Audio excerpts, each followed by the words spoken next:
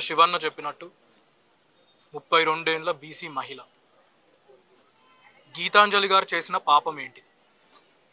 గీతాంజలి గారు ఒక రాజకీయ ఆరోపణ చేయలేదు, ఒక పార్టీ మీద కామెంట్ చేయలేదు, ఒక పార్టీ నాయకుల మీద కామెంట్ చేయలేదు. ఇళ్ళ పట్టా శివన్న చేతి మీద అందుకొని ఆ ఆనందంలో వాళ్ళ ఇంటికి వచ్చే స్కీమ్స్ గురించి, లబ్ధుల గురించి, బెనిఫిట్స్ గురించి ఆమె మాట్లాడారు. సంతోషంగా మాట్లాడారు, ఎంతూజియాస్టిక్గా మాట్లాడారు, తెలుగులో ఇంగ్లీష్లో చాలా చక్కగా మాట్లాడారు. దాన్ని అందరూ వైరల్ చేశారు, పోస్ట్ చేశారు. మీలో ఎంతమంది దాని కింద వచ్చిన కామెంట్స్ కానివ్వండి, ఆమె మీద జరిగిన ట్రోలింగ్ కానివ్వండి చూసారో లేదో నాకు తెలియదు. దాన్ని ట్రోలింగ్ అనరు, టెర్రరిజం అంటారు. నేను ఈ ప్లాట్ఫామ్ వాడుకొని మీకు అందరికీ ఒక విజ్ఞప్తి చేయాలనుకుంటున్నాను, ఒకటి చెప్పాలనుకుంటున్నారు. మీరు గమనించండి, ఇక్కడ ఉండే మా పార్టీ సీనియర్ మహిళా లీడర్లు ఉన్నారు, సోషల్ మీడియాలో యాక్టివ్గా ఉండే వాళ్ళు ఉన్నారు, విలేకరులు ఉన్నారు, women leaders, women journalists, women cadre members, వీళ్ళందరూ కూడా టీడీపీ ఇంకా జనసేన చేసే రాక్షసత్వానికి, సోషల్ మీడియా టెర్రరిజంకి వీళ్ళందరూ కూడా విక్టిమ్స్. వాళ్ళు వాడిన భాష గీతాంజలి గారి కేసులో అన్పార్లమెంటరీ లాంగ్వేజ్, మనం చెప్పలేం. మళ్ళీ పిరికోళ్ళు, 100 అకౌంట్లు, 100 కామెంట్లు ఉంటాయి, అన్నీ కూడా ఫేక్ పేర్లు, ఏవో 2-3 నిజం పేర్ల మీద ఉంటాయి. అమెరికాల నుంచి చేస్తారు, యూకేల నుంచి చేస్తారు, విపిఎన్లని వాడుకుంటారు, ట్రేసబిలిటీ ఉండదు. అన్నిటికంటే దురదృష్టకరం ఏంటిదంటే, ఈరోజు గీతాంజలి గారు చనిపోయిన తర్వాత అందరం అనుకున్నది ఏంటిది? ఇది రాజకీయం కాదు, రాజకీయం చేసే టైం కాదు, సోషల్ మీడియాలో ట్రోలింగ్ అనేటిది జరగకూడదు, సోషల్ మీడియాలో ఇలాంటి టెర్రరిజం జరగకూడదు అని ప్రతి పార్టీ ఒక స్టాండ్ తీసుకోవాల్సిన నేపథ్యంలో మీరు టీడీపీ వాళ్ళ ఆఫీషియల్ హ్యాండిల్స్ ఈరోజు చూడండి, వాళ్ళ స్పోక్స్ పర్సన్స్ ఏం మాట్లాడుతున్నారో చూడండి.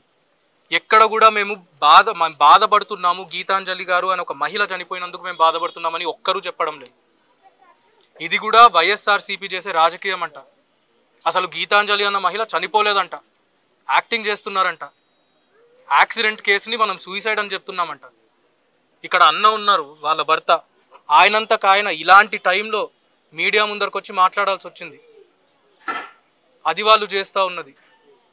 ఇప్పుడు కూడా పోస్టులు పెడతా ఉన్నారు. పైన మేము వాళ్ళ ఫ్యామిలీతో మాట్లాడుతుంటే ఇంకా పోస్టులు చూస్తున్నాం.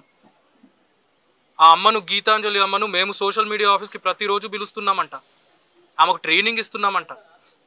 ఇలాంటి అలవాట్లు టీడీపీ వాళ్ళకు, లోకేష్కి, చంద్రబాబు నాయుడుకు, పవన్ కళ్యాణ్కు ఉంటాయేమో కానీ వైఎస్ఆర్సీపీ వాళ్ళకు అస్సలు ఉండవు. నేను అది గర్వంగా చెప్తున్నాను. నేను అడిగేది ఒక్కటే, ఈరోజు న్యాయం ఏం జరుగుతుంది? ఒక మనిషి, ఒక నిండు ప్రాణం పోయింది. ఒక తల్లి, ఒక భార్య, ఒక కోడలు, ఒక కూతురు, ఒక చెల్లి, ఒక అక్క చనిపోయారు. దీనికి బాధ్యులు ఎవరు? చేసింది కొంతమంది, 100 మంది కామెంట్లు పెట్టింది 100 మంది ఇండివిజువల్స్ అవ్వచ్చు, ఫేక్ అకౌంట్ల వెనకాల ఉండవాళ్ళు అవ్వచ్చు, కానీ చేయించింది మాత్రం ఖచ్చితంగా చంద్రబాబు నాయుడు, నారా లోకేష్, పవన్ కళ్యాణ్ మాత్రమే. నేను ఈ ప్లాట్ఫామ్లో బీజేపీ వాళ్ళను కూడా సూటిగా ఒక సవాల్ అడుగుతాను. ఇలాంటి పార్టీలతో మీరు పొత్తులు పెట్టుకుంటున్నారు. ఇంటర్నేషనల్ మీడియాలో, నేషనల్ మీడియాలో ఏమో డీప్ ఫేక్స్ గురించి, ఆన్లైన్ ట్రోలింగ్ గురించి నరేంద్ర మోదీ గారి ఫోటోలు పెట్టుకొని ఆర్టికల్స్ రాస్తారు. మరి ఇప్పుడు మీరు ఈ అలయన్స్లోకి ఏదైతే ఎంటర్ అయ్యారో, మీ పార్ట్నర్లు ఎవరు, ఆన్లైన్ సోషల్ మీడియాలో ఏం చేస్తున్నారు? నేను నా గుండెల మీద చేయబెట్టుకొని చెప్తాను, వైఎస్ఆర్సీపీ సోషల్ మీడియాలో మాత్రం ఎక్కడా కూడా ఆడవాళ్ళ మీద అబ్యూజ్ అనేటిది జరగలేదు, జరగదు కూడా, అది జరగనివ్వరు మా నాయకులు జగన్మోహన్ రెడ్డి గారు. నేను మళ్ళీ కూడా అడిగేది ఇదే మన మీడియా మిత్రుల ద్వారా, దీనికి బాధ్యులు ఎవరు?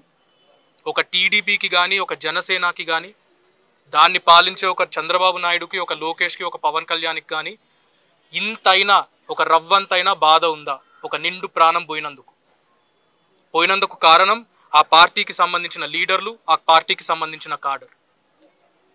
ఈరోజు డెమోక్రసీలో ఒక బ్లాక్ డే. అందరం ఈ రోజుని, నిన్నటిని, ఈ రోజటిని గుర్తుపెట్టుకున్నాం. డెమోక్రసీలో ఇది ఒక black day. Freedom of speech అనే ఒక బేసిక్ ఫండమెంటల్ రైట్ని ఒక ఆడ మనిషి ఉపయోగించుకొని ఆమె ఒపీనియన్ని ఎక్స్ప్రెస్ చేస్తే దాన్ని పట్టుకొని దీని వరకు తీసుకొచ్చారు. Today is a black day. ఇది అందరం కూడా గుర్తుపెట్టుకున్నాం.